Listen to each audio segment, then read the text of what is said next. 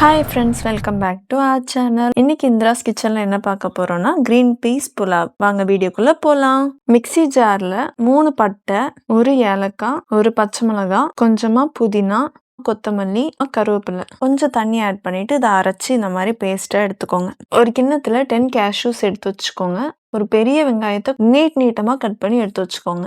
Cooker வச்சுட்டு 2 table spoon எண்ணெய், 1 table spoon key add பண்ணிக்கோங்க.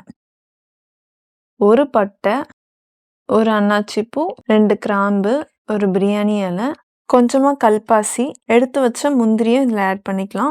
1 டீஸ்பூன் சீரகம், கட் பண்ணி வச்ச வெங்காயத்தை இதில் ஆட் பண்ணிக்கலாம். இதெல்லாமே மிக்ஸ் பண்ணிக்கலாம். வெங்காயம் வதங்கின அப்புறமா 1 tablespoon ginger garlic paste add பண்ணிவிட்டு நம்ம அரைச்சி வச்ச அந்த க்ரீன் பேஸ்ட்டை இதில் ஆட் பண்ணி பச்சை வாசனை போகிற வரைக்கும் மிக்ஸ் பண்ணிக்கோங்க.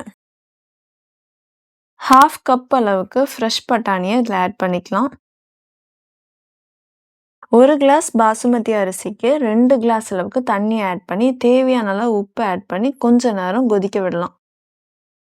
20 நிமிஷம் ஊற வச்சிடணும். 1 கிளாஸ் பாசுமதி அரிசியை இதில் ஆட் பண்ணிவிட்டு லைட்டாக மிக்ஸ் பண்ணி, இந்த வீடியோ உங்களுக்கு பிடிச்சிருந்தா மறக்காமல் லைக், ஷேர் அண்ட் சப்ஸ்கிரைப் பண்ணுங்கள்.